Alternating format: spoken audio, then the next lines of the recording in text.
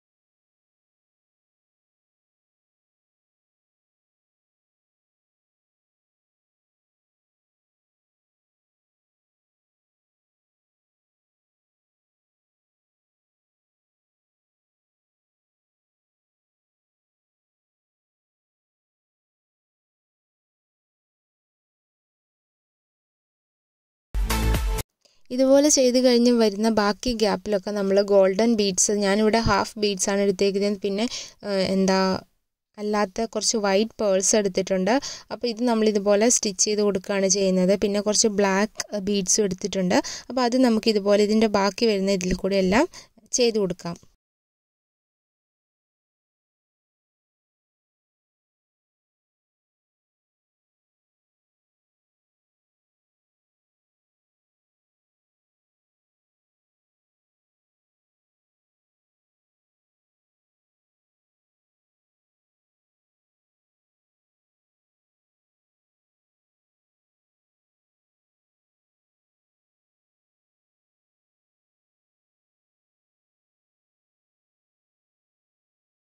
So അപ്പോൾ ഇങ്ങനെയാണ് ഇതിൻ്റെ ഒരു കംപ്ലീറ്റ് ലുക്ക് വരുന്നത്. അപ്പോൾ എല്ലാവരും ട്രൈ ചെയ്ത് നോക്കണം. എല്ലാവർക്കും വീഡിയോ ഇഷ്ടമായിട്ടുണ്ട്, യൂസ്ഫുൾ ആയിട്ടുണ്ടെന്ന് വിചാരിക്കുന്നു. ഇഷ്ടമായിട്ടുണ്ടെങ്കിൽ ലൈക്ക് ചെയ്യാനും ഷെയർ ചെയ്യാനും സബ്സ്ക്രൈബ് ചെയ്യാനും മറക്കരുത്. നമുക്ക് അടുത്തൊരു വീഡിയോയിൽ കാണാം. താങ്ക്